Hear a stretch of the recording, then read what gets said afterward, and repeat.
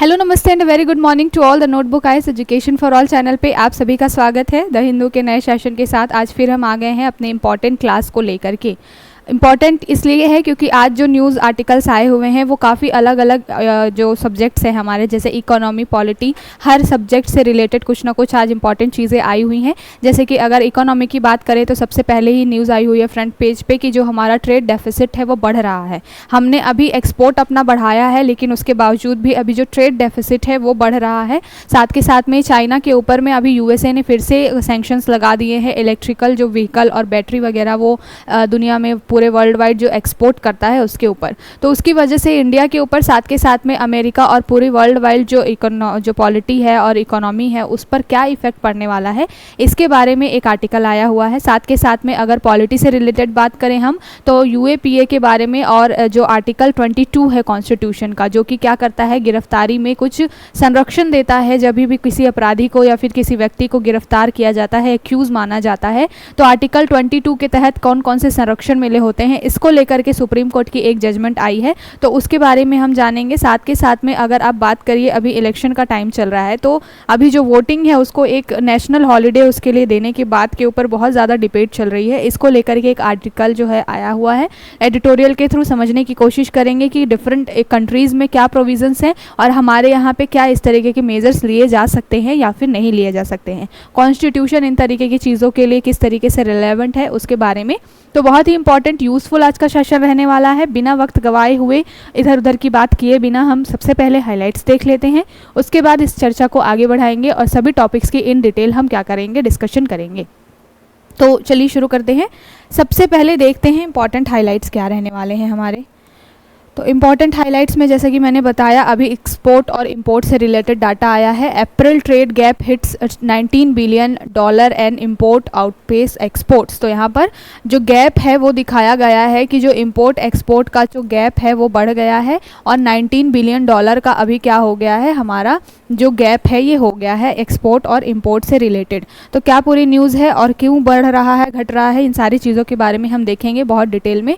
दूसरी हमारी न्यूज़ क्या है, Purkayastha release for Tihar after getting bell. तो ये एक न्यूज़ चैनल चलाते थे, न्यूज़ एजेंसी चलाते थे। इनको लास्ट ईयर जो है अक्टूबर नवंबर के मंथ में गिरफ्तार किया गया था और इनके ऊपर ये एलिगेशंस लगे थे कि ये चाइना से इन्फ्लुएंस होकर के या वहाँ से पैसे लेकर के क्या कर रहे हैं, इंडिया में एंटी नेशनल जो है या फिर एंटी बीजेपी जो है वो सारी न्यूज़ वगैरह छाप रहे हैं। इससे रिलेटेड इनके ऊपर में क्या किया गया था, आरोप लगाया गया था और तब से ये जेल में थे। अभी फ़िलहाल इनके ऊपर में जब सुनवाई हुई है इनके केस के ऊपर, तो सुप्रीम कोर्ट ने बोला है कि पहली बात तो इनको यूएपीए एक्ट के तहत गिरफ्तार किया गया था, जो कि गलत है। साथ के साथ में आर्टिकल 22 के हनन की बात की गई है इनके रिस्पेक्ट में। तो क्या पूरा मुद्दा है, जीएस पेपर 2 पॉलिटी से रिलेटेड बहुत ही अच्छा और इम्पॉर्टेंट टॉपिक है, इसको हम बहुत अच्छे से देखेंगे। अगली हमारी न्यूज़ सेम ही है, उन्हीं से रिलेटेड है, जिसमें अलग अलग 2 वर्डिक्ट दी गई है सुप्रीम कोर्ट के द्वारा। एक जो पीएमएलए के ऊपर में पिछले साल इसी तरीके का एक मामला आया था, उसके ऊपर भी सुप्रीम कोर्ट ने एक अपना जजमेंट सुनाया था और उस जजमेंट का रेफरेंस देते हुए यहाँ पर भी यूएपीए से रिलेटेड ये जो केस आया है उसमें सुप्रीम कोर्ट ने बोला है कि किस तरीके से मिसयूज़ किया गया है पावर का, जो भी प्रोब एजेंसीज़ हैं जो कि गिरफ्तारी करती हैं उनके द्वारा किस तरीके से, बेसिकली दिल्ली पुलिस के द्वारा गिरफ्तार किया गया था इनको। तो फिर सारा मुद्दा क्या है उसको बहुत अच्छे से डिटेल में देखेंगे। अगली हमारी न्यूज़ क्या है, army set to receive next batch of soldier fired Igla S. तो इग्ला एस जो है, अभी हमने एक एयर डिफेंस सिस्टम है इग्ला एस, जिसको हमने कहाँ से लिया है, रसिया से लिया है। तो इसके बारे में एक न्यूज़ आई हुई है। यहाँ पर वनडे एग्जाम में आपसे क्वेश्चन पूछा जा सकता है, जैसे कि आपने S-400 जब हमने रशिया से लिया था उसके बारे में कई बार क्वेश्चन बन जाता है। फ्रांस से जब हम राफेल ले रहे थे तभी भी बहुत ज़्यादा न्यूज़ में था और क्वेश्चन बनने की संभावना रहती है। तो आपसे पूछा जा सकता है कि इग्ला एस क्या है, तो एयर डिफेंस सिस्टम है और कहाँ से लिया जा रहा है, रशिया से लिया जा रहा है। तो इसके बारे में एक छोटी सी न्यूज़ है जिसको हम देखेंगे। अगली न्यूज़ क्या है, probe agencies must give written ground of arrest. तो ये जो है इन्हीं के केस में जो है सुप्रीम कोर्ट ने अभी नया वर्डिक्ट दिया है अपना, और ये बोला है कि जो प्रोब एजेंसीज होती हैं जो भी गिरफ्तारी वगैरह करती हैं उनको रिटर्न में देना होगा कारण कि उन्होंने किसी व्यक्ति को क्यों अरेस्ट किया है। सेम टाइप का वर्डिक्ट उन्होंने पीएमएलए के लिए भी दिया था। तो पूरा मुद्दा क्या है इसको हम देखेंगे। 2-3 अलग अलग आर्टिकल आए हैं और जो कि पॉलिटी से रिलेटेड है, तो इसके ऊपर में हम इन डिटेल अच्छे से चर्चा करेंगे। अगली हमारी न्यूज़ क्या है, India record highest number of internet shutdown in 2023। तो अभी रिपोर्ट आई है जिसमें बताया गया है कि इंडिया में हाईएस्ट शटडाउन हुआ है, वर्ल्ड वाइड देखा जाए तो सबसे ज़्यादा शटडाउन इंडिया में हुआ है। और फिर बहुत सारे बाद ही उसकी कंट्रीज़ के बारे में भी दिया गया है। तो टॉप 4-5 कंट्रीज़ जहाँ पर इंटरनेट शटडाउन सबसे ज़्यादा हुआ है उसके बारे में हम देखेंगे, क्योंकि यहाँ से आपके लिए क्वेश्चन बन सकता है। अरेंज करने के लिए कई बार क्वेश्चन बन जाता है कि 1 2 3 4 आप अरेंज करिए इस तरीके से। और साथ के साथ में क्या रीज़न है जिसकी वजह से इंडिया ने इसमें टॉप किया है, तो उसके बारे में भी देखेंगे हम, क्योंकि अभी रिसेंट में बहुत ज़्यादा ऐसे केसेस हुए हैं, जैसे कि मणिपुर में हिंसा हुई है, पंजाब में कुछ ऐसे छोटे बड़ी चीज़ें हुई हैं, बहुत सारे अलग अलग जगहों पर अलग अलग कॉन्फ्लिक्ट निकल के आए हैं, जिसकी वजह से इस तरीके का इंटरनेट शटडाउन करना पड़ा है। और उसी के रिगार्डिंग हमारी जो ये रिपोर्ट आई है जिसमें इंडिया ने टॉप किया है इंटरनेट शटडाउन में। तो क्या है उसको पूरा न्यूज़ जो अच्छे से देखेंगे। अगली न्यूज़ है, Manipur accounted for 97% of displacement in south Asia. तो ये जो है एक चार्ट के माध्यम से एक एडिटोरियल आया है जिसमें बताया गया है कि अगर हम साउथ एशिया में बात करें, साउथ एशियन कंट्रीज़ में अगर पूरे डिस्प्लेसमेंट की बात करें, डिस्प्लेसमेंट मतलब कि अगर किसी डिस्प्यूट की वजह से या फिर प्राकृतिक आपदा की वजह से एक जगह से जो मेन रेसिडेंट है किसी व्यक्ति का, उसको छोड़ करके वो किसी दूसरी कंट्री या किसी दूसरे शहर या राज्य में चला गया है, अगर उन आंकड़ों की हम गणना करें तो जो मणिपुर है वो सबसे ज़्यादा क्या है, डिस्प्लेसमेंट वहाँ पर हुआ है। और सभी को मालूम है क्यों डिस्प्लेसमेंट हुआ है, क्योंकि वहाँ पे मैटी कम्युनिटी है और कुकी जो है उनके बीच में कॉन्फ्लिक्ट चल रहा है बहुत लंबे समय से। इस वजह से बहुत सारी दिक्कतें निकल के आई हैं। तो चार्ट के माध्यम से हम देखेंगे। अब देखिए यहाँ पे जो हमारा आंकड़ा निकल के आया है इंटरनेट शटडाउन का, उसमें आपको मणिपुर से रिलेटेड जब आप चीज़ों को लिंक करेंगे तो और भी फैक्ट मिल जाएंगे आपको कि क्यों, क्या रीज़न है जिसकी वजह से इंडिया ने इस तरीके के जो इंटरनेट शटडाउन का जो रिपोर्ट है उसमें टॉप किया है। तो क्या है, बहुत ही अच्छे से एडिटोरियल को हम डिस्कस करेंगे। ये जो एडिटोरियल है वो साउथ एशिया के रिस्पेक्ट में भी बात करता है, इंडिया के रिस्पेक्ट में भी बात करता है और वर्ल्ड वाइड बहुत सारे कंट्रीज़ के साथ तुलना करके भी बात करता है कि और भी कंट्रीज़ ऐसी हैं जहाँ पे इस तरीके की जो डिस्प्लेसमेंट बहुत ज़्यादा हो रही हैं। ठीक है, तो अच्छे से देखेंगे सारी चीज़ों को। अगली न्यूज़ हमारी क्या है, the case of election day as a holiday.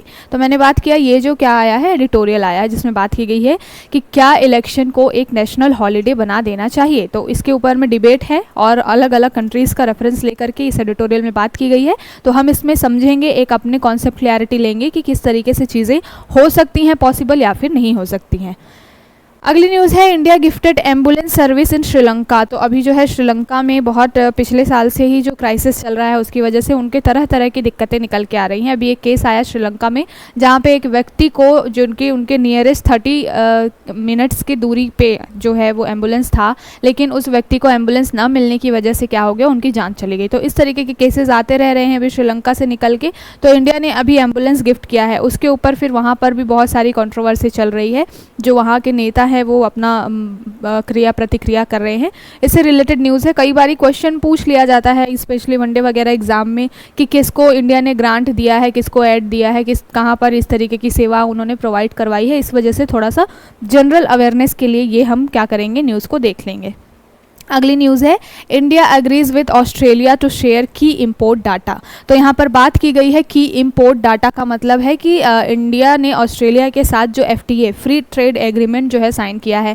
साथ के साथ में आप देख लीजिए कि जो कॉम्प्रिहेंशन पार्टनरशिप है इकोनॉमिक एक्ट जो CPEA बोला जाता है, जिसको कॉम्प्रिहेंशन पार्टनरशिप इकोनॉमिक एक्ट जो होता है, तो ये जो चीज़ें हैं इसकी वजह से क्या हो रहा है कि इंडिया और ऑस्ट्रेलिया के बीच में अब डाटा शेयरिंग होने जा रही है इम्पोर्ट और एक्सपोर्ट से रिलेटेड। तो इससे क्या होगा, इससे और ज़्यादा अच्छा एक इफेक्टिव जो चीज़ें निकल के आएगी, आंकड़ों के थ्रू समझा जाएगा कि किस क्षेत्र में हम ज़्यादा इंपोर्ट कर रहे हैं, एक्सपोर्ट कर रहे हैं। इससे दोनों देशों के बीच में जो ट्रेड रिलेशंस है वो और ज़्यादा मजबूत होंगे। इसके बारे में है न्यूज़, तो देखेंगे उसको। अगली न्यूज़ हमारी क्या है, Argentina reports it's first single digit inflation in 6 month. तो ये न्यूज़ क्यों बन गई है, क्योंकि अर्जेंटीना में पहली बार ऐसा हुआ है कि जो इन्फ्लेशन है वो इतना ज़्यादा बढ़ रहा है और 8.8 समथिंग वहाँ पर इन्फ्लेशन बढ़ गया है। ठीक है, तो अर्जेंटीना का जो है ये फर्स्ट सिंगल डिजिट इन्फ्लेशन है। इसके बारे में थोड़ी सी न्यूज़ है, कई बार यहाँ पर एग्जाम में पूछ लिया जाता है वनडे एग्जाम्स में, इस वजह से छोटी न्यूज़ है और द हिंदू में कवर की गई है। तो हम इसको भी थोड़ा सा देख लेंगे अपने अवेयरनेस के लिए कि कहाँ किस कंट्री में किस तरीके की चीज़ें चल रही है। इंटरनेशनल इशूज़ में इस तरीके के प्रश्न आपसे बन जाते हैं। तो ये कुछ हमारे आज की हाईलाइट है जिसके ऊपर हमको चर्चा करनी है। अब चलिए शुरू कर लेते हैं। सबसे पहले हम देख लेते हैं हमारे पहले हाईलाइट को, क्या बात की गई है इसमें। ये जो पूरा है जीएस पेपर 3 में इकोनॉमी से रिलेटेड है, ठीक है। और इसमें बात की गई है कि अभी इंडिया का जो ट्रेड डेफिसिट है वो बढ़ गया है। अभी हम ये भी देखेंगे ट्रेड डेफिसिट होता क्या है, और फिर हम ये भी समझेंगे कि क्या ऐसे फैक्टर्स होते हैं जिसकी वजह से ट्रेड डेफिसिट होता है, ठीक है। तो पहली बात क्या बोली गई है, April trade gap hits 19 billion dollar and imports outpace export. यानी कि बात क्या की गई है कि अगर हम इंपोर्ट और एक्सपोर्ट के बीच में डाटा का आकलन करें तो हमारे यहाँ पर जो अभी गैप है वो क्या दिखाई देगा, वो लगभग 19 बिलियन डॉलर का हमको गैप दिखाई देगा। और इसमें बात ये की गई है कि अगर हम पिछले साल की तुलना में आज इस साल की तुलना करें तो हमारा जो इंपोर्ट जो है वो बढ़ा है बहुत ज़्यादा, लेकिन एक्सपोर्ट भी हमारा बढ़ा है।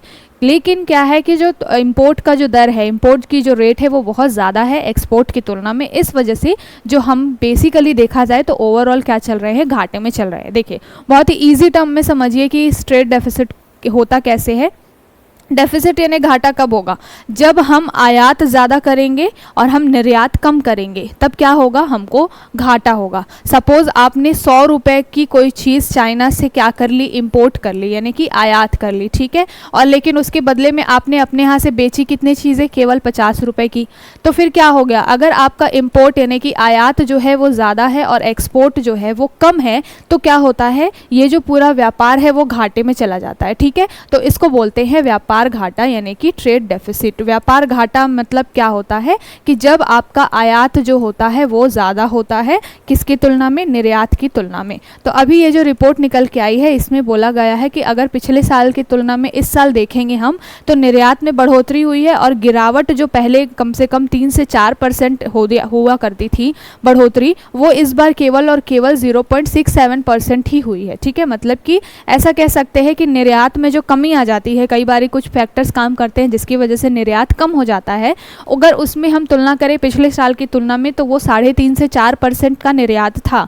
अगर कमी जो थी वो 3.5 से 4% की थी, तो इस साल वो कमी हमने घटा ली है और केवल 0.67% की ही निर्यात में यानी कि एक्सपोर्ट में कमी देखी गई है। मतलब कि इकोनॉमी एक सही डायरेक्शन में जा रहा है। आप ये कह सकते हैं कि निर्यात जो है आपका एक कंट्रोल्ड वे में ठीक ठाक से चल रहा है। धीरे धीरे ग्रेजुअली हम इस क्षेत्र में बढ़ रहे हैं और जितने भी चैलेंजेस है उसको हम धीरे धीरे कम कर रहे हैं। लेकिन अगर आप इंपोर्ट की तुलना करें, इंपोर्ट के मामले में देखें तो जो इंपोर्ट पहले कितना हुआ करता था, 10.3 बिलियन का हुआ करता था, वो सीधे सीधे 54 बिलियन डॉलर का चला गया है। मतलब बहुत बड़ा गैप जो है वो कहाँ पर आ गया है, इंपोर्ट के माध्यम से इंपोर्ट के सेक्टर में आ गया है। इस वजह से हमारा जो घाटा है वो क्या हो गया है, व्यापार घाटा बढ़ गया है, ठीक है। तो समझ में आया आपको क्या चीज़ें हैं, क्योंकि यहाँ पर बात की जा रही है व्यापार घाटा के बारे में। व्यापार घाटा कब होता है, जब आपका इंपोर्ट जो है वो बढ़ जाए, आयात जो है वो बढ़ जाए, लेकिन उसकी तुलना में निर्यात बहुत कम हो, तब वो व्यापार घाटा होता है, ठीक है। आगे देखेंगे हम कि कौन कौन से फैक्टर्स काम करते हैं इसके पीछे।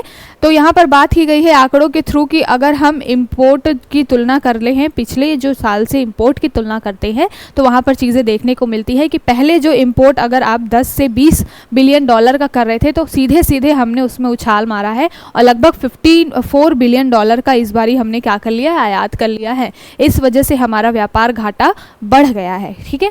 लेकिन एक फैक्टर ये भी है कि निर्यात में भी हम ऐसा नहीं है कि अगर पहले जिस तरीके से निर्यात में 3 से 4% की कमी होती थी तो उस कमी को हमने घटा लिया है। मतलब हम धीरे धीरे निर्यात अपना बढ़ा रहे हैं, बट वो जो चीज़ है वो निकल के क्यों नहीं आ पा रही है, पॉजिटिव आउटपुट क्यों नहीं दे रही है, क्योंकि यहाँ पर इंपोर्ट जो है हमने अभी तक उसको कंट्रोल नहीं किया है। इस वजह से ये सारी चीज़ें निकल के आ रही हैं। दूसरी बात ये मेंशन की गई है इसमें कि अगर आप देख लीजिए ऑस्ट्रेलिया के साथ हमने व्यापार को काफ़ी बढ़ाया है। इसका एक कारण ये भी है कि हम बहुत सारे अल्टरनेटिव्स खोज रहे हैं। चाइना जो है वो बहुत ज़्यादा ही क्या करता है, वर्ल्ड वाइड बहुत सारी चीज़ें हैं, रॉ मटेरियल से इंग्रेडिएंट्स है जिसको क्या करता है, एक्सपोर्ट करता है।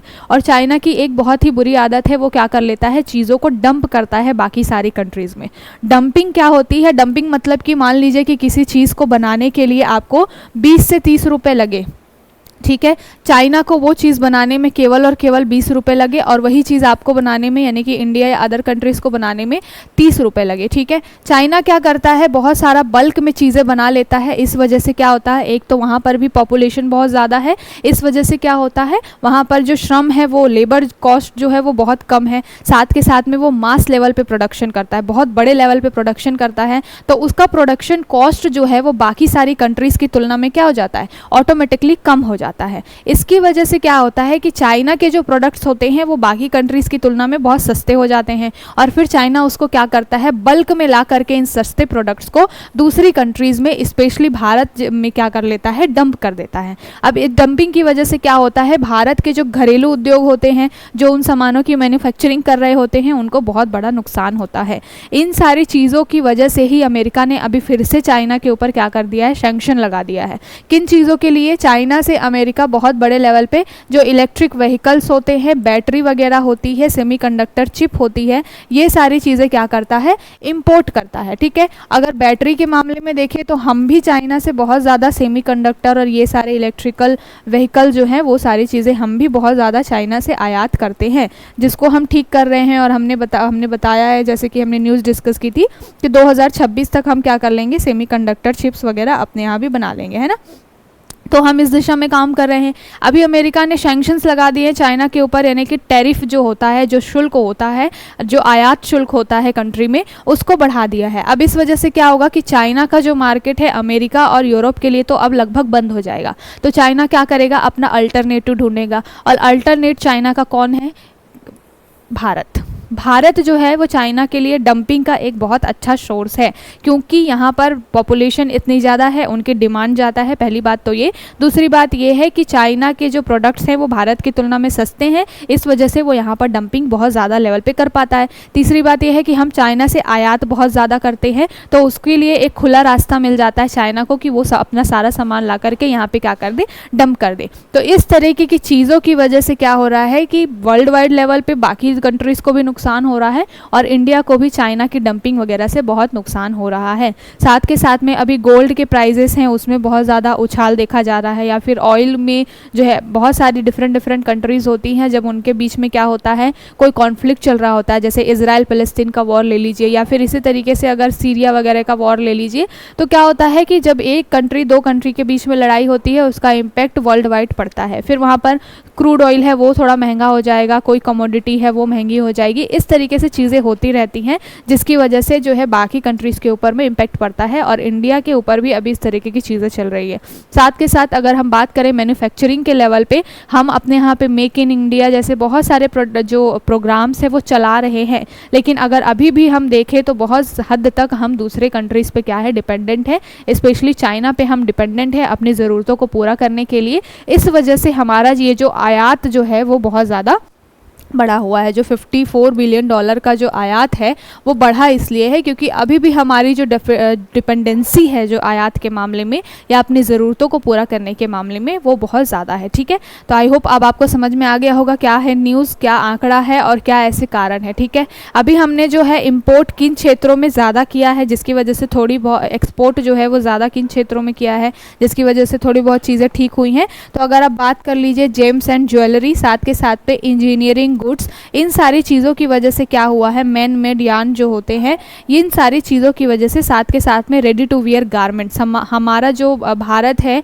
वो कपड़ों का एक बहुत बड़ा मार्केट है और वर्ल्ड वाइड जो हम कपड़ों का भी बहुत ज़्यादा, जो रेडीमेड कपड़े होते हैं उनका भी हम बहुत ज़्यादा निर्यात करते हैं। तो आपके जो गोल्ड हो गया, जेम्स एंड ज्वेलरीज हो गई, इनकी वजह से क्या हुआ है, हमारा जो निर्यात है वो थोड़ा सा बढ़ा है, उसमें एक पॉजिटिव चेंज देखा गया है। लेकिन अगर आप इम्पोर्ट के मामले में, आयात के मामले में बात करें तो अभी भी इस स्थिति को सुधारने की ज़रूरत है। ठीक है। तो आई होप आपको समझ में आ गया होगा ये सारी चीज़ें।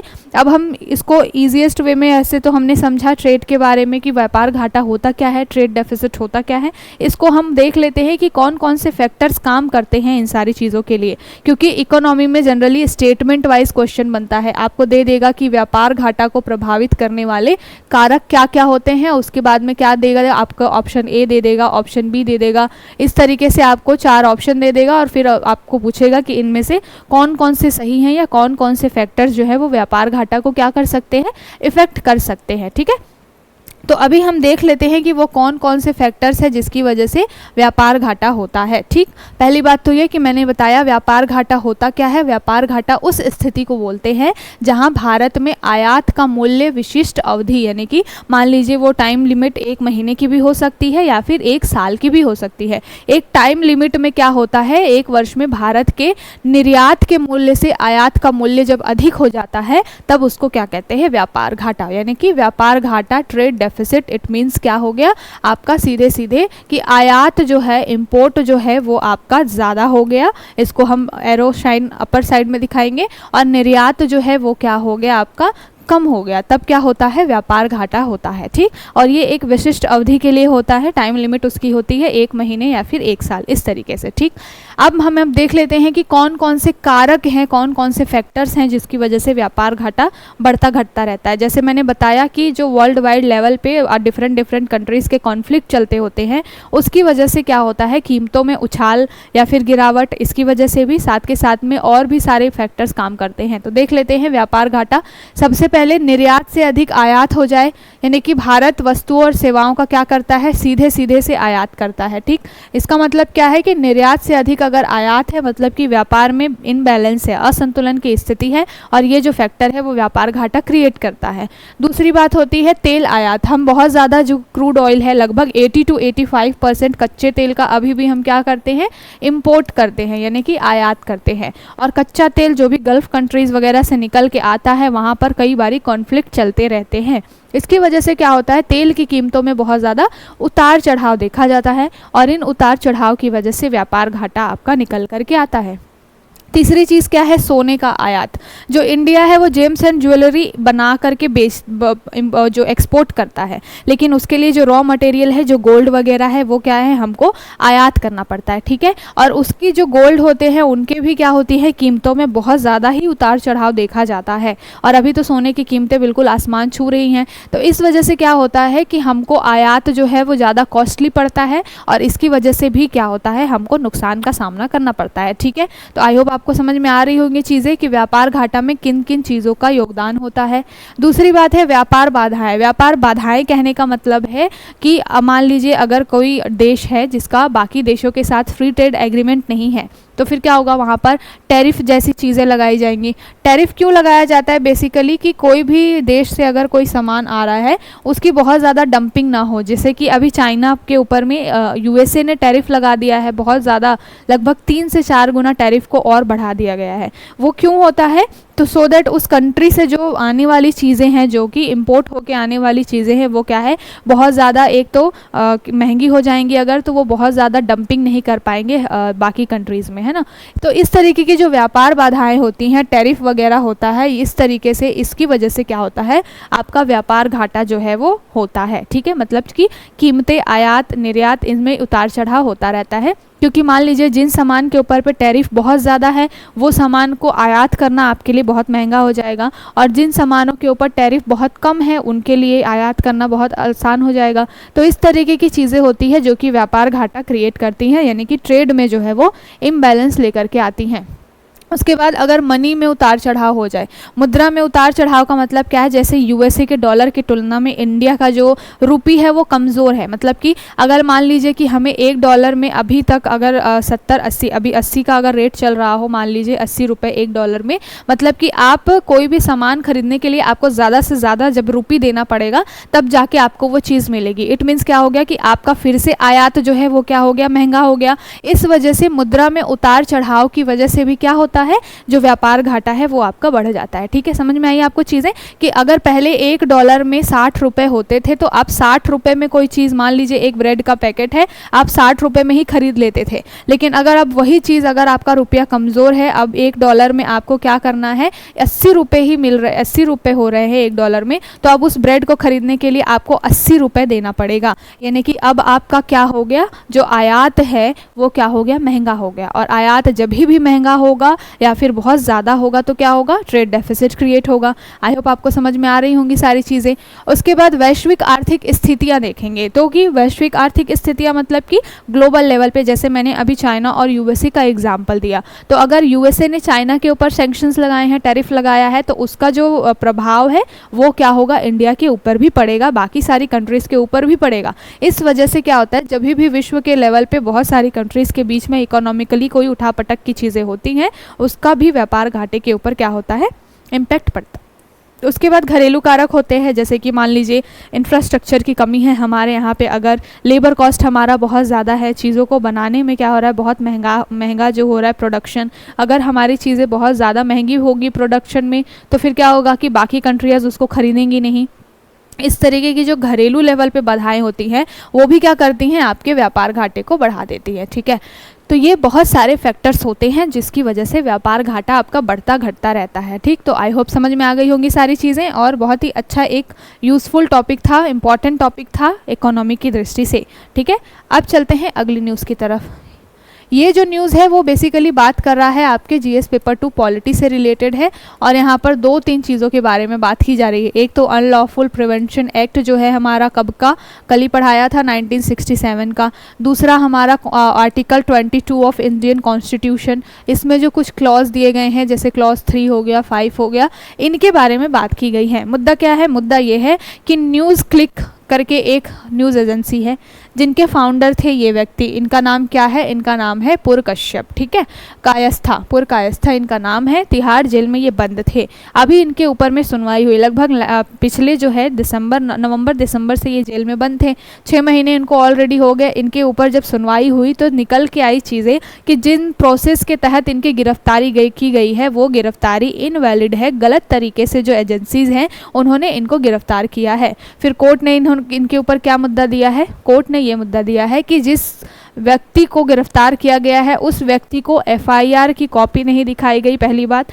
दूसरी बात है, ये नहीं बताया गया कि उस व्यक्ति को अरेस्ट क्यों किया गया था। और तीसरी बात यह है कि उनको किसी भी लीगल एडवाइज़र से, सलाहकार से, यानी कि वकील से मिलने और बात करने की क्या नहीं दी गई, छूट नहीं दी गई, और उनको सुविधा नहीं दी गई। ये सारी चीज़ें कहाँ पर मेंशन है, हमारा जो आर्टिकल 22 है इंडियन कॉन्स्टिट्यूशन का, वहाँ पर ये सारी चीज़ें मेंशन है। गिरफ्तारी से पहले, प्रिवेंशन ऑफ डिटेंशन जो बोला जाता है, गिरफ्तारी से पहले कुछ चीज़ें जो होती हैं वो एक व्यक्ति को जानना अधिकार है। अगर कोई व्यक्ति जो कि जघन्य अपराधों को, हीनियस क्राइम्स को अगर आप छोड़ दीजिए, तो नॉर्मल जो क्राइम होते हैं उसमें क्या है कि कोई व्यक्ति अगर आपको, यानी कि जो पुलिस अधिकारी है, अगर गिरफ्तार करने आता है, सबसे पहले उसको एफआईआर दिखानी पड़ेगी कि उसके पास सबसे पहले उसको ये परमिशन दिखानी पड़ेगी कि उसके पास में परमिशन है कि नहीं कोर्ट की। उसके बाद में एफआईआर जो फाइल की गई है उसके बारे में दिखाना होगा कि किस बेसिस पे उसके ऊपर एफआईआर की गई है। और तीसरी बात है कि किसी लीगल एडवाइज़र से उसको मिलने की सुविधा देनी चाहिए थी,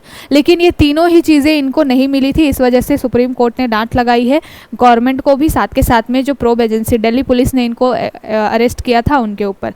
दूसरी बात बोली है कि जो अनलॉफुल प्रिवेंशन एक्ट में चीज़ें मेंशन की गई है, अनलॉफुल प्रिवेंशन एक्ट क्या होता है, इसमें यह होता है कि किसी व्यक्ति को संदिग्ध आधारों पर ही क्या कर लिया जाता है, गिरफ्तार कर लिया जाता है। मतलब केवल ये बता करके कि ये जो व्यक्ति है भविष्य में कुछ ऐसी हरकतें कर सकता है जिसकी वजह से देश की संप्रभुता को क्या हो सकता है, क्षति हो सकती है, हानि हो सकती है, उस बेसिस पे किसी व्यक्ति को गिरफ्तार कर लिया जाता है। और जब यूएपीए के तहत किसी व्यक्ति को गिरफ्तार किया जाता है तो जो भी आर्टिकल 22 के तहत रियायतें मिली हुई हैं संविधान में वो सारी की सारी छीन जाती हैं। मतलब कि एफआईआर की कॉपी नहीं दिखाई जाएगी, वकील से मिलने नहीं दिया जाएगा, अरेस्ट होने का कारण नहीं बताया जाएगा, ये सारी चीज़ें निकल जाती हैं, हट जाती हैं। कब? जब यूएपीए लागू होता है किसी व्यक्ति के ऊपर। तो इन सारे मामलों को लेकर के जो है वो मुद्दा चल रहा था, सुनवाई हो रही थी। अभी कोर्ट ने अपना नया वर्डिक्ट दिया है और बोला है कि चाहे कुछ भी मुद्दा हो, अब क्या होगा, जो भी एजेंसीज होंगी, प्रोब एजेंसीज होंगी, उनको क्या करना पड़ेगा,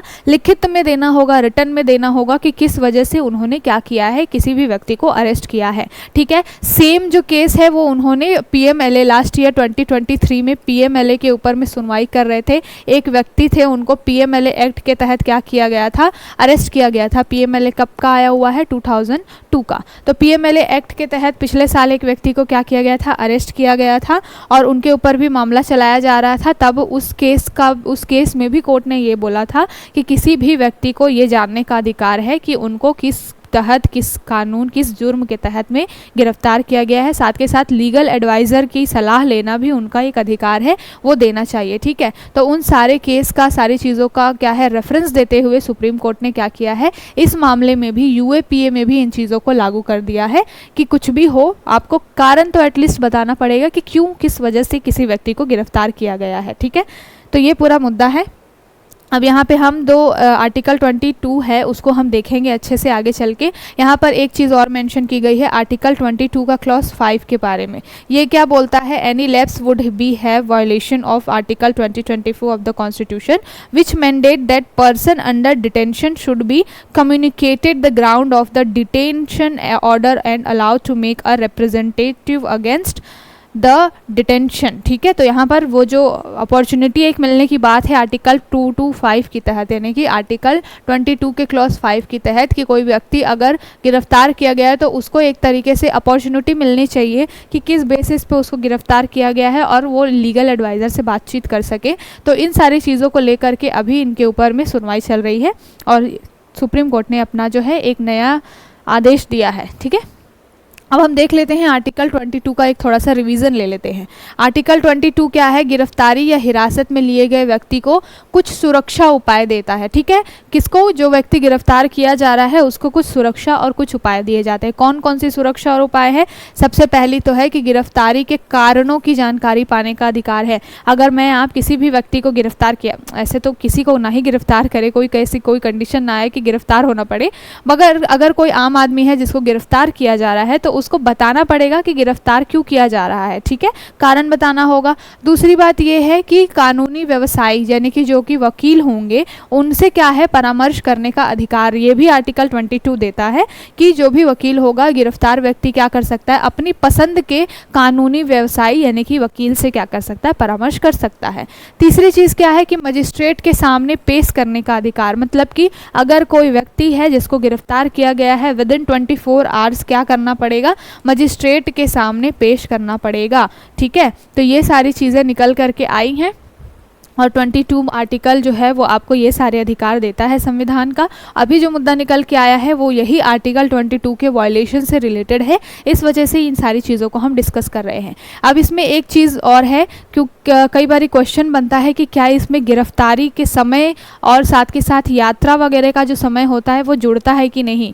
तो बात की गई है कि जब मजिस्ट्रेट के सामने पेश किया जाता है तो गिरफ्तार किए गए व्यक्ति को, प्रत्येक व्यक्ति को क्या होना है, 24 घंटे के अंदर अंदर कोर्ट के सामने पेश करना है, पहली बात तो। और इसके साथ ही साथ में इन जो 24 घंटे होते हैं इसमें गिरफ्तारी के स्थान से यात्रा के लिए जो आवश्यक समय होता है इसको छोड़ दिया जाता है। अब मान लीजिए किसी व्यक्ति को 3-4 दिन की ट्रेवल डिस्टेंस के आधार पर किसी कंट्री में या फिर किसी स्टेट में क्या किया गया, गिरफ्तार कर लिया गया है। अगर उसको 24 घंटे के अंदर पेश करना तो फिर पॉसिबल ही नहीं हो पाएगा, क्योंकि उसको पहुँचने में ही इतना टाइम लग जाएगा। इसलिए एक चीज़ है कि गिरफ्तारी के समय को छोड़ करके, जो समय है, जो यात्रा का समय है उसको छोड़ करके बाकी 24 घंटे के अंदर अंदर क्या करना है, मजिस्ट्रेट के सामने पेश करना है। अगर कोई व्यक्ति नियरेस्ट में है जहां पर से कोर्ट में पेश किया जा सकता है तो विद इन 24 आवर क्या करना है, उसको पेश करना है। सिर्फ और सिर्फ कुछ ऐसे केसेस होते हैं जहां पर गिरफ्तारी बहुत दूर कहीं पर हुई है और ट्रैवल का जो टाइम है वो बहुत ज़्यादा है, उसी मामलों में ही थोड़ी बहुत रियायत दी जाती है। ठीक है, तो ये पूरा मुद्दा है, इसको ध्यान में रखिएगा, यहाँ से क्वेश्चन बन जाता है कई बारी। अब हम देखते हैं कि आर्टिकल 22(3) के बारे में जो आर्टिकल में बात की गई है वो पूरा मुद्दा कहाँ से निकल के आया है, जो कि यूएपीए से भी रिलेटेड है, अनलॉफुल प्रिवेंशन एक्ट से भी रिलेटेड है। तो आर्टिकल 2022 यानी कि आर्टिकल 22 का क्लॉज 3 है, वो क्या बोलता है कि इनके अपराधों में क्या है, अधिकारों में कुछ अपवाद है। अपवाद कौन कौन से हैं? आर्टिकल 22 आपको संरक्षण देता है कि आपको मजिस्ट्रेट के सामने पेश करना पड़ेगा, आपको सलाहकार रखने की आपको आज़ादी होगी, कारण बताना होगा कि किस लिए गिरफ्तार किया गया है। लेकिन उसका अपवाद है आर्टिकल 2022 का क्लॉज 3, यानी कि किस बेसिस पे ये सारे अधिकार आपसे छीने जा सकते हैं। ये कहाँ पर है? और अनुच्छेद 22 का क्लॉज 3 बोला जाता है कि वे परिस्थितियाँ जिसके तहत किसी व्यक्ति को मजिस्ट्रेट के सामने पेश किए बिना 24 घंटे से अधिक समय तक रख सकते हैं। कौन सी ऐसी कंडीशन है जहाँ पर मजिस्ट्रेट के सामने पेश नहीं किया जाएगा 24 घंटे के अंदर अंदर? इसमें कुछ चीज़ें होती हैं। जिस व्यक्ति को यूएपीए वगैरह के तहत गिरफ्तार किया जाता है वैसे व्यक्तियों को मजिस्ट्रेट के सामने सामने 24 घंटे के अंदर पेश करने वाली जो समय सीमा है वो लागू नहीं होती है। किस तरीके से, यहाँ पर क्या होता है कि अगर किसी व्यक्ति को गिरफ्तार किया गया है तो क्या किया जाएगा, बिना किसी हिरासत के रख लिया जाएगा। आर्टिकल 2022(3) के तहत अगर किसी व्यक्ति को गिरफ्तार किया गया है तो बिना कारण बताए हुए और बिना अधिकार दिए हुए ही क्या करना होगा, हिरासत में रख सकती है पुलिस। दूसरी बात है कि व्यक्ति को कानूनी व्यवसायी यानी कि वकील से मिलने की आज़ादी नहीं दी जाएगी। तीसरी बात है कि अगर जो अनलॉफुल प्रिवेंशन एक्ट के तहत किसी व्यक्ति को गिरफ्तार किया गया है तो क्या होगा कि भारत की संसद क्या करेगी, इस संबंध में कोई भी नियम बना सकती है कि किसी व्यक्ति को कितने महीने तक मैक्सिमम रखा जा सकता है। 3 से लेकर के 6 महीने तक भी क्या किया जा सकता है, किसी व्यक्ति को बिना कोर्ट में प्रेजेंट किए हुए रखा जा सकता है यूएपीए एक्ट के तहत। और ये जो कानून है वो बनाता कौन है, तो संसद को ये अधिकार है कि वो क्या कर सकता है, इस तरीके के कानून बना सकता है। लेकिन इसमें भी बहुत सारी चीज़ें होती हैं। जब डेट को एक्सटेंड करना होता है, महीनों को और आगे बढ़ाना होता है, तो फिर एक बोर्ड बनाई जाती है। वो बोर्ड अगर रिकमेंड करती है कि हाँ इस व्यक्ति को और कुछ दिन बिना मजिस्ट्रेट के सामने पेश किए हुए हिरासत में रखा जा सकता है, तब जाकर के फिर उन डेट को और आगे बढ़ाया जाता है। ठीक है, तो ये सारी चीज़ें हैं। जो न्यूज़ थी हमने उसको देखा और फिर उससे रिलेटेड जो हमारे को क्वेश्चन बन सकता था हमने उसको भी देखा। तो अभी ये जो पूरा मुद्दा निकल के आया है यही आर्टिकल 22 और आर्टिकल जो 22 के क्लॉज 3 साथ के साथ में क्लॉज 5 से निकल के आया है। आर्टिकल 22 आपको कुछ अधिकार देता है। आर्टिकल 22 का 3 जो है वो कुछ अपवाद में उन अधिकारों को छीनने की बात करता है। और आर्टिकल 22 का 5 क्या है कि कुछ ग्राउंड्स पे जो है लीगल एडवाइजरी लेने का या फिर कारण बताने के लिए चीज़ें मेंशन करता है। ठीक है, तो ये सारी चीज़ें हैं, आई होप आपको समझ में आ गई होंगी। अब चलते हैं एक थोड़ा सा हम क्या कर लेते हैं, जनरल अवेयरनेस की चीज़ देख लेते हैं। अभी रशिया से हमने क्या किया है, एयर डिफेंस सिस्टम क्या किया है, मांगा है। पिछले साल ही ये डील हो गई थी और अभी वो चीज़ें अब हमारे हाथ में आने वाली हैं। नाम क्या है, इग्ला एस। तो नाम याद रखिएगा, इग्ला एस। क्वेश्चन बन सकता है कि ये जो एयर डिफेंस सिस्टम है वो हमने किस कंट्री से लिया है। तो एयर डिफेंस सिस्टम जो है ये हमने कहाँ से लिया है, रूस से लिया है। ठीक है, रूस से हम S-400 बहुत सारी और भी तरह तरीके के हथियार जो है वो लेते रहते हैं। अभी फ़िलहाल इग्ला एस लिया है। इग्ला एस क्या है, एक तरीके का VSORD है। इसको ध्यान में रखिएगा, इसका फुल फॉर्म, इसको क्या बोलते हैं, VSHORAD। ठीक है, प्रोनाउंस कर लीजिएगा। क्या कहते हैं इसको, इसको कहते हैं very short range air defence system. पूरा नाम क्या है इसका, very short range air defence system. तो नाम से ही आपको क्लियर हो गया होगा कि शॉर्ट रेंज की एयर डिफेंस सिस्टम है, बहुत ज़्यादा दूरी तक की मारक क्षमता नहीं रखती है, शॉर्ट रेंज की है ये। ठीक है, तो आपसे क्वेश्चन पूछा जा सकता है इग्ला एस। अगर मान लो थोड़ा सा क्वेश्चन टफ बनाना हुआ तो क्या कर देगा, पहले तो ये पूछ देगा इग्ला एस ये रशिया से लिया गया है। दूसरा ये पूछ देगा कि ये लंबी दूरी की मारक क्षमता वाला एयर डिफेंस सिस्टम है, वहीं पर आप फंस जाएंगे। ये लंबी दूरी का नहीं, शॉर्ट रेंज का जो है वो क्या है, डिफेंस सिस्टम है। ठीक है, समझ में आ गई होगी आपको चीज़ें। अब चलते हैं, ये जो थी आपकी जनरल अवेयरनेस की चीज़ थी। अब हम चलते हैं, इसका पहली बात तो ये है कि जो इग्ला एस जो है लगभग 48 जो इग्ला एस है अभी हमने लेने की बात की है रशिया से, जिसके साथ साथ हमको 100 मिसाइल्स भी मिलने वाले हैं, 48 नाइट साइट्स भी हमको मिलने वाले हैं। तो बहुत लंबी डील हमने रशिया से कर रखी है। अभी धीरे धीरे करके एक एक इक्विपमेंट जो है वो हमको मिलेंगे। तो ये इग्ला एस की तस्वीर है और ये क्या है, शॉर्ट रेंज की एयर डिफेंस सिस्टम है। अब ये जो न्यूज़ है वो बिल्कुल जो हमने इसके पहले पॉलिटी से रिलेटेड जो न्यूज़ डिस्कस की उसी से मिलता जुलता है। बात क्या की गई है, probe agencies must give written ground of arrest. ठीक है, सुप्रीम कोर्ट ने बोला है कि जो भी प्रोब एजेंसीज हैं या फिर जो भी एजेंसीज हैं जो कि गिरफ्तारी करती हैं उनको क्या करना पड़ेगा, रिटन ग्राउंड देने पड़ेंगे, अरेस्ट करने का कारण बताना पड़ेगा रिटन में। ठीक है, जो कि आर्टिकल 2022(1) के तहत लोगों का अधिकार है, उसके तहत ये आता है, रिटन में देना होगा। अभी हमने बात की। दूसरी बात ये बोली गई है कि यहाँ पर कुछ और चीज़ें मेंशन की गई है। किन की बेंच बैठी हुई थी, तो जस्टिस BR गवई और जस्टिस संदीप मेहता जी की बेंच बैठी हुई थी। ये सारे मुद्दे के ऊपर में जो कि हमने अभी इसके पहले डिस्कस किया न्यूज़ एजेंसी से रिलेटेड, उससे रिलेटेड वो पूरा मुद्दा डिस्कस कर रहे थे। उस व्यक्ति को अनलॉफुल प्रिवेंशन एक्ट UAPA के तहत अरेस्ट कर लिया गया था, लेकिन FIR में चीज़ें मेंशन नहीं की गई थी। ये सारा मुद्दा था, इस वजह से ये सारा मामला निकल के आएगा कि रिटर्न में देना पड़ेगा, लिखना पड़ेगा एजेंसीज को कि किस बेसिस पे उन्होंने अरेस्ट किया है। ठीक है, उसके बाद में उन्होंने कोर्ट ने रेफरेंस दिया था अपनी कौन से केस का, पंकज बंसल केस का। पंकज बंसल केस के बारे में याद रखिएगा, हो सकता है रीसेंट है, आपके एग्जाम में आपसे पूछा जा सकता है। पंकज बंसल केस जो है वो आया था कब, ये आया था 2023 में। ये जो पूरा मुद्दा है 2023 का है, बहुत ही रीसेंट है। पंकज बंसल केस में सुप्रीम कोर्ट ने बोला था कि जो PMLA एक्ट के तहत में जो गिरफ्तारी होती है उसमें भी क्या करना होगा, लिखित में देना होगा। ठीक है, तो ये पूरा न्यूज़ है। आई होप आपको अब जो अगर कहीं पे आपको स्टेटमेंट में पूछ लिया जाए तो भी साथ के साथ आंसर राइटिंग में भी आपको इस तरीके का रेफरेंस देने के काम आएगा कि इस तरीके की वर्डिक्ट पहले भी दी गई है सुप्रीम कोर्ट के द्वारा। पंकज बंसल का केस जो था वो PMLA से रिलेटेड था, और अभी जो पुरकायस्था जी हैं उनका जो केस है वो UAPA से रिलेटेड है। दोनों ही केसेस में सुप्रीम कोर्ट ने अब ये बोल दिया है कि जो भी एजेंसीज होंगी उनको रिटर्न में देना पड़ेगा कि किस कारण पे, किस बेस पे उन्होंने गिरफ्तार किया है किसी व्यक्ति को। ठीक है, ऐसे नहीं चलेगा कि किसी व्यक्ति को रख करके आप लंबे लंबे समय तक क्या कर रहे हैं, बिल्कुल जेल में रखे हुए हैं। अब चलते हैं अगली न्यूज़ की तरफ। अगली न्यूज़ किसके बारे में बात कर रही है, इंटरनेट शटडाउन के बारे में बात कर रही है। अभी एक नई रिपोर्ट आई है 2023 की, जिसमें बताया गया है कि इंडिया में इंटरनेट शटडाउन जो है वो सबसे ज़्यादा हुआ है। ठीक है, ऑल ओवर बहुत सारे कंट्रीज़ के साथ तुलना की गई है और वहाँ पर टॉप लेवल पे कौन आया है, इंडिया आया है। इंडिया के इस रैंकिंग के पीछे का कारण क्या है, सबको मालूम है कि मणिपुर में जो हिंसा हुई उसकी वजह से, जब हमारे यहाँ पे आर्टिकल 370 हटा है तब से लेकर के अब तक बहुत कई सारी ऐसी चीज़ें, छोटी बहुत घटनाएं होती रहती हैं, जिसकी वजह से जम्मू कश्मीर में भी कई बार क्या करना पड़ता है, इंटरनेट शटडाउन करना पड़ता है।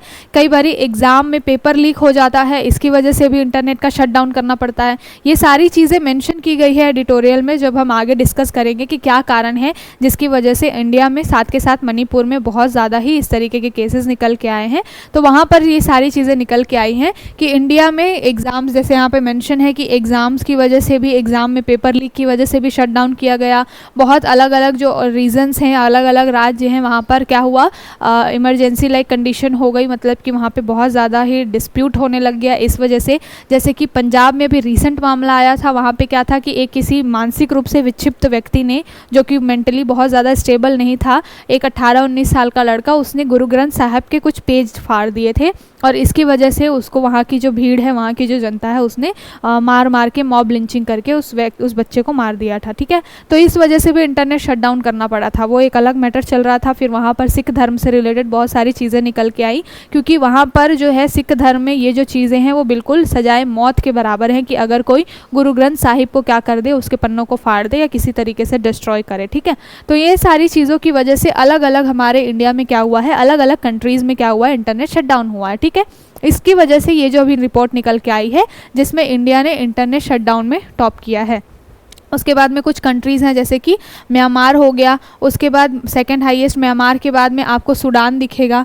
तो इस तरीके की कंट्रीज़ हैं जो कि इस लिस्ट में लगभग टॉप पे है। म्यांमार हुआ, सूडान वगैरह जो है, वहाँ पर जो है गृह युद्ध चलता रहता है। गृह युद्ध चलने की वजह से क्या होता है, वहाँ पर भी शटडाउन के केसेस बहुत ज़्यादा होते हैं। आप बात ले लीजिए ईरान की, तो ईरान में भी इस तरीके की कंडीशन बहुत ज़्यादा है। साथ के साथ में फ़िलिस्तीन और इजराइल के बीच में अभी वॉर चल रहा है। इस वजह से क्या हो रहा है, वहाँ पर भी इंटरनेट के केसेस, जो शटडाउन के केसेस, वो बहुत ज़्यादा हैं। तो इस रिपोर्ट में 4-5 नाम हैं जिसके जानना ज़रूरी है। यहाँ से क्वेश्चन बन सकता है अगर आपको अरेंज करने आ जाए तो। इंडिया, म्यांमार, सूडान, ईरान, फ़िलिस्तीन, ये कुछ कंट्रीज़ हैं जो कि क्या है, इंटरनेट शटडाउन के मामले में टॉप पे है। चलते हैं अगली न्यूज़ की तरफ। अगली न्यूज़ जो बात की गई है ये बिल्कुल उसी इंटरनेट शटडाउन से रिलेटेड, साथ के साथ में हिंसा से रिलेटेड है और हिंसा की वजह से डिस्प्लेसमेंट से रिलेटेड है। ये जो एडिटोरियल है क्या बात कर रहा है, मणिपुर में अभी जो डिस्प्लेसमेंट हुआ है वो पूरे साउथ एशिया का 97% डिस्प्लेसमेंट मणिपुर में अकेले हुआ है। मतलब यहाँ पर आंकड़ों के थ्रू बात की गई है कि अगर पूरे साउथ एशिया में इस साल 69,000 यानी कि लगभग 69,000 लोगों ने क्या किया है, अपने यहाँ पर डिस्प्यूट की वजह से या प्राकृतिक आपदा की वजह से अपने देश को, अपने जगहों को छोड़ करके किसी अदर कंट्री में या फिर अदर स्टेट में चले गए हैं। तो साउथ एशिया में अगर 69,000 लोग पूरे रिप्लेस हुए हैं तो इसमें से केवल और केवल मणिपुर से ही 67,000 लोग क्या हुए हैं, डिस्प्लेस हुए हैं इस बार। ये बहुत बड़ा नंबर है। अकेले मणिपुर 97% का डिस्प्लेसमेंट दिखा रहा है साउथ एशिया में। कारण क्या है, जो माइती कम्युनिटी है उसको एसटी का दर्जा देने की वजह से, जो कुकी कम्युनिटी है उनके बीच में, दोनों के बीच में कॉन्फ्लिक्ट हो रहा है उसकी वजह से, और तरह तरह के वुमेंस के साथ में वहाँ पर बहुत सारी घटनाएं हुई। इसकी वजह से क्या हो गया, वहाँ पर इंटरनेट शटडाउन करना पड़ा। साथ के साथ में डिस्प्लेसमेंट के और भी केसेस आते हैं, जैसे कि मान लीजिए कहीं पर प्राकृतिक आपदा हो जाती है, इसकी वजह से भी डिस्प्लेसमेंट बहुत ज़्यादा होता है। ठीक है, तो यहाँ पर चार्ट के थ्रू बताया गया है कि क्या क्या बात की गई है। पहली बात तो ये बात की गई है, चार्ट 1 में दिखाया गया है कि जो आप कह लीजिए एक तरीके से मणिपुर है, वहाँ से लोग बहुत ज़्यादा माइग्रेट हुए हैं जब भी ये पूरा डिस्प्यूट हुआ, और लेकिन इनका जो माइग्रेशन है वो इंटरनल माइग्रेशन है। इंटरनल माइग्रेशन है, इसका मतलब क्या है कि यहाँ पर लोग, हमारे मणिपुर के लोग कंट्री छोड़ करके नहीं गए हैं, वो अपना स्टेट छोड़ करके अपने पड़ोसी जो नेबरिंग स्टेट्स हैं वहाँ चले गए हैं, जैसे कि मिज़ोरम हो गया, नागालैंड हो गया, असम हो गया। इन सारे स्टेट्स में क्या हुआ है, मणिपुर से डिस्प्लेसमेंट हुआ है। ठीक है, पहली बात तो ये। दूसरी बात ये बोली गई है कि जो हुआ क्यों है ये सारी चीज़ें, तो मणिपुर में जो वायलेंस हुआ है उसकी वजह से जो पीस है, वहाँ का जो हारमोनी है वो जो बिट्रे हो गई है, इसकी वजह से हुआ है। दूसरी चीज़ चार्ट 2 के थ्रू बताया गया है कि जो डिस्प्लेसमेंट है वो इंडिया में ज़्यादा है, सबसे ज़्यादा है, लेकिन इंडिया के साथ साथ और भी कंट्रीज़ है जहाँ पर डिस्प्लेसमेंट बहुत ज़्यादा देखा गया है। तो देखिए चार्ट के थ्रू बताया गया है, the chart shows the number of internal displacement in India. Internal displacement 2009 से लेकर के अगर 2023 की बात की जा रही है, इंटरनल डिस्प्लेसमेंट मतलब अपने ही देश के अंदर एक राज्य से दूसरे राज्य लोगों के डिस्प्लेसमेंट कितनी ज़्यादा हुई है। तो अगर आप उसमें देखेंगे, तुलना करेंगे, तो इस साल लगभग 67,000 लोग इंटरनल डिस्प्लेसमेंट में हो गए हैं। वहाँ पर मणिपुर सबसे ज़्यादा हाईएस्ट परसेंटेज रखता है 2023 में। ठीक है, और ये इंटरनल डिस्प्लेसमेंट है वो धीरे धीरे बढ़ रहा है, आपको यहाँ पर दिखाई देगा। ठीक है, ये कम ज़्यादा होता रहता है, 2 बारी ही ज़्यादा बढ़ा था, उसके बाद से ये कम है, लेकिन फिर भी अगर आप पिछले 4-5 सालों में तुलना करें तो इस साल इस इंटरनल डिस्प्लेसमेंट बहुत ज़्यादा है। दूसरी बात है, अगर चार्ट 2 शो क्या करता है, तो chart 2 shows the total number of internally displaced people India due to contact and violence. तो यहाँ पर बात की गई है कि वायलेंस की वजह से या कॉन्फ्लिक्ट की वजह से इंडिया में कितने लोग डिस्प्लेस हुए हैं। तो यहाँ पर चार्ट के थ्रू दिखाया गया है कि लगभग 6,13,000 लोग केवल और केवल वायलेंस और कन्फ्लिक्ट की वजह से इंडिया से क्या हुए हैं, डिस्प्लेस हुए हैं। ठीक है, इंटरनल डिस्प्लेसमेंट है ये। ठीक, उसके बाद जो तीसरा चार्ट है वो क्या शो कर रहा है, the map shows internal displacement people as a result of conflict and violence in 66 country and territories. तो इंडिया के साथ साथ अदर कंट्रीज़ की तुलना की गई है, वहाँ पर भी इंटरनल डिस्प्लेसमेंट हुए हैं। सबसे ज़्यादा इंटरनल डिस्प्लेसमेंट कहाँ हुआ है, तो सूडान में लगभग 9.1 मिलियन लोग क्या हुए हैं, डिस्प्लेस हुए हैं सूडान में। सूडान जो है वो क्या है, गृह युद्ध की वजह से बहुत ज़्यादा ही ग्रसित रहता है, इस वजह से यहाँ पर इस तरीके के केसेस निकल के आते हैं। तो सबसे ज़्यादा डिस्प्लेसमेंट अगर आप देखेंगे तो सबसे पहले आपको सूडान दिखाई देगा। उसके बाद चार्ट में बताया गया है कि सीरिया में सबसे ज़्यादा डिस्प्लेसमेंट हुआ है। उसके बाद में डेमोक्रेटिक रिपब्लिक ऑफ कॉन्गो, ये जो है सूडान, सीरिया, ये सारे अफ्रीकन कॉन्टिनेंट हैं। उसके बाद आप कोलंबिया में भी लगभग 5 मिलियन लोग क्या हुए हैं, डिस्प्लेस हुए हैं। और उसके बाद आप देखेंगे तो यमन, ये सारे जो कंट्रीज़ हैं वो हमेशा ही लगभग डिस्प्लेसमेंट, गृह युद्ध, बहुत सारे अलग अलग परेशानियों से जूझते रहते हैं। और अभी भी जो चार्ट है वो ये दिखाता है कि सबसे ज़्यादा डिस्प्लेसमेंट सूडान, सीरिया और डेमोक्रेटिक रिपब्लिक ऑफ कॉन्गो में हो रहा है। इंडिया के रिस्पेक्ट में बात करें तो सबसे ज़्यादा डिस्प्लेसमेंट मणिपुर में हो रहा है। क्यों? क्योंकि वहाँ पर कॉन्फ्लिक्ट और वायलेंस बहुत ज़्यादा हो रहा है, इस वजह से। ठीक है, अब चलते हैं अगली न्यूज़ की तरफ। ये जो एडिटोरियल है, ये एडिटोरियल किसके बारे में बात कर रहा है, ये एडिटोरियल बात कर रहा है कि इलेक्शन जो है उसको क्या कर देना चाहिए, हॉलीडे नेशनल हॉलीडे बना देना चाहिए। और ये बात क्यों निकल के आ रही है, क्योंकि कई बार ऐसा होता है कि वोटिंग की वजह से कई एम्प्लॉयज़ होते हैं जो छुट्टी ले लेते हैं, है ना।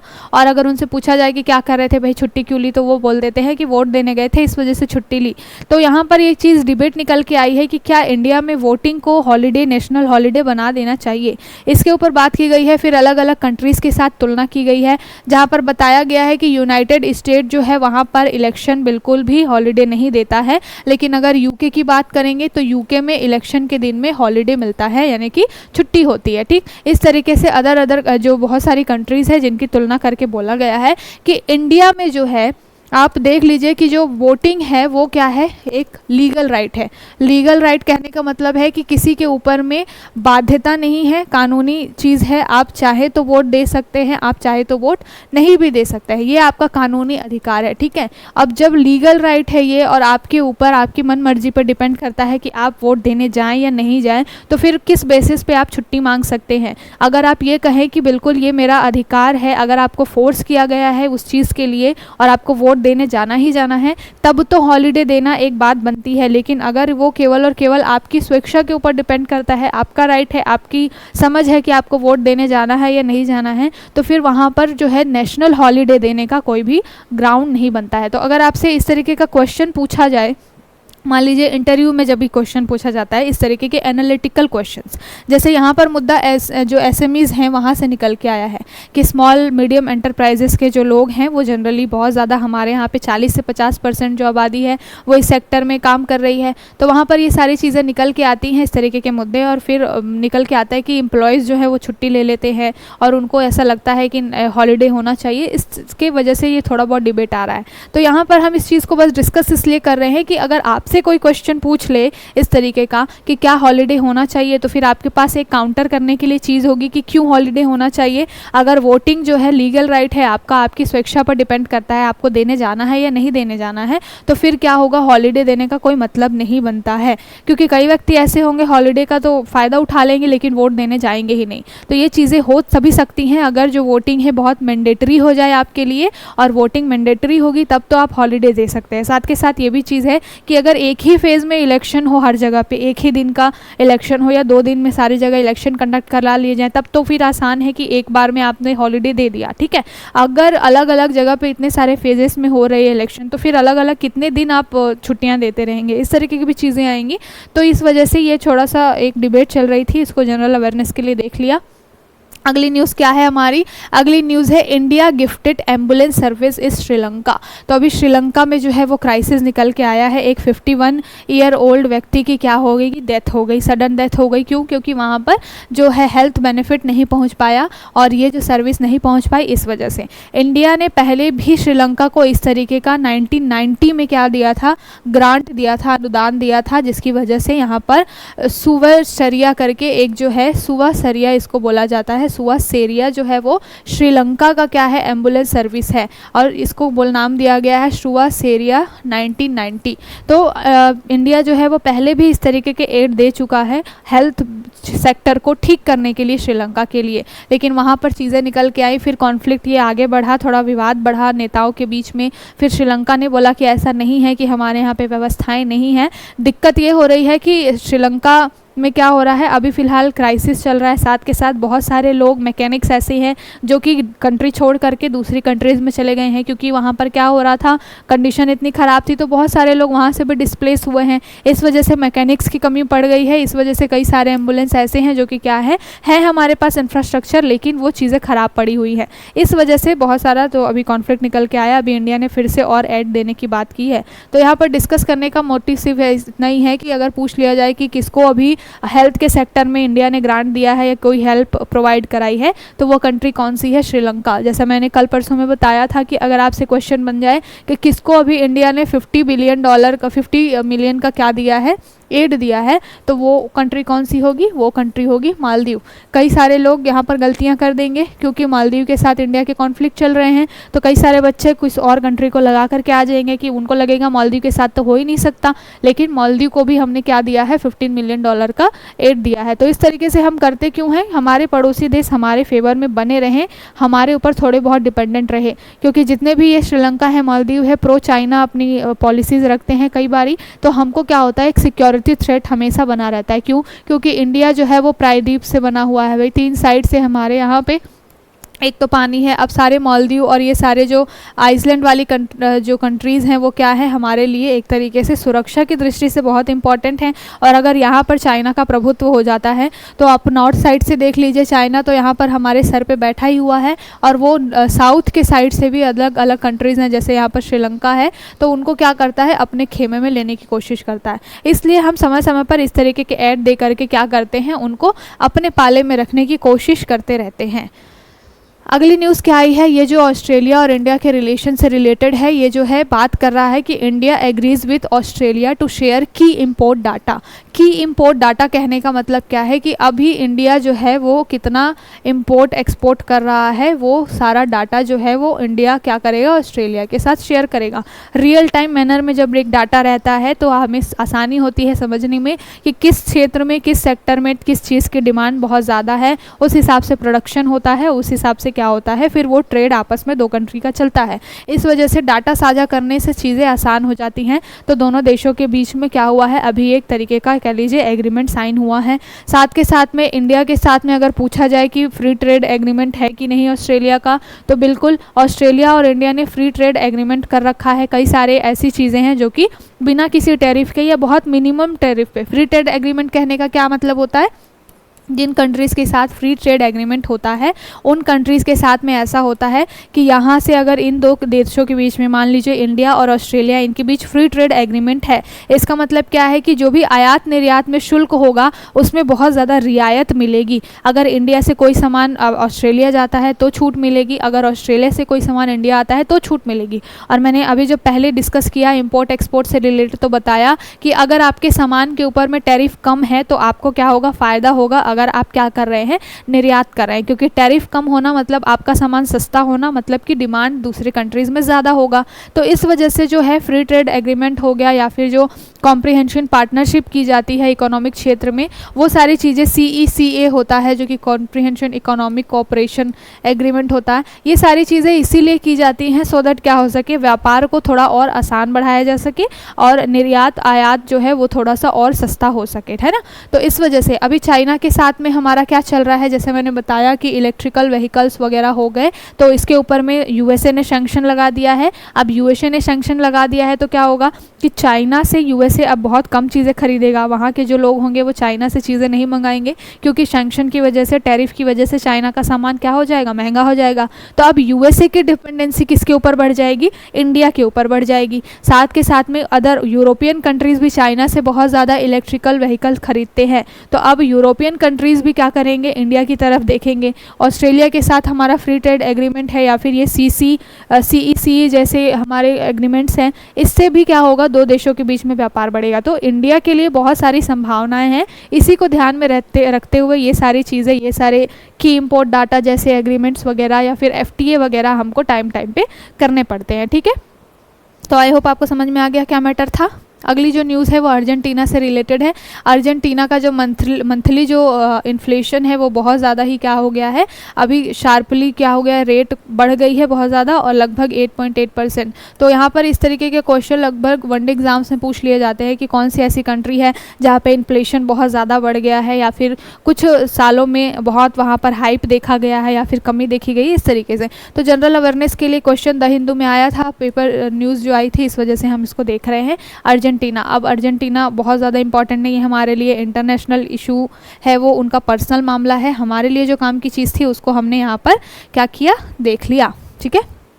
तो ये था आज का पूरा सेशन, जो भी टॉपिक्स थे उसको अच्छे से हमने डिस्कस किया है। आई होप आपको सारी चीज़ें समझ में आई होंगी अच्छे से, और जो भी चीज़ें हम यहाँ पर पढ़ाते हैं उसको कोशिश करते हैं कि बिल्कुल आपके एग्ज़ाम रिलेवेंट बनाने की कोशिश की जाए, सो दैट क्या हो सके, जिस तरीके से अभी प्रीलिम्स पास आ रहा है उसको ध्यान में रखते हुए फैक्चुअल चीज़ें बहुत ज़्यादा से ज़्यादा जोड़ने की कोशिश हमारी रहती है। और सैटरडे संडे एवरी अभी यही करेंगे कि जो भी हमने साल भर, अभी जो साल भर जो भी न्यूज़ चल रही है या फिर हमने जो मंथली या फिर वीकली जो भी न्यूज़ कवर की है उससे रिलेटेड जो भी क्वेश्चन आपके प्रीवियस ईयर में आए हुए हैं, स्पेशली UPSC में, उसको मैं क्या करूँगी, यहाँ पर करवाती जाऊँगी। तो सैटरडे संडे को हम वो सेशन जरूर रखेंगे। उसके बाद में मैपिंग से रिलेटेड भी अगर आप लोगों की डिमांड होगी तो एक जो 10 या 15 मिनट का सेशन हम मैपिंग का भी किया करेंगे। अगर आप लोग बोलेंगे तो कमेंट में अगर आपको चाहिए इस तरीके के वीडियोस तो आप बताइएगा, तो हम सैटरडे या फिर संडे में एक कॉन्टिनेंट उठा करके मैपिंग को भी धीरे धीरे कवर करते जाएंगे, ठीक है। तो इस तरीके से आज जो भी इंपॉर्टेंट टॉपिक्स थे उसको बहुत अच्छे से हमने डिस्कस करने की कोशिश की है। ईच एंड एवरी टॉपिक्स पे, जिस तरीके से इकोनॉमी का हो चाहे वो पॉलिटी का हो, सारे पे अच्छे से कॉन्सेप्ट क्लियरिटी देने की मैंने कोशिश की है। आई होप आपको आज का सेशन अच्छा लगा होगा। तो अगर आपको हमारी पहल, हमारी यह सेशन अच्छी लग रही है तो ज़्यादा से ज़्यादा हमारे नोटबुक चैनल को लाइक करिए, शेयर करिए, सब्सक्राइब करिए। कल फिर मिलेंगे नए टॉपिक्स के साथ, तब तक के लिए टेक केयर।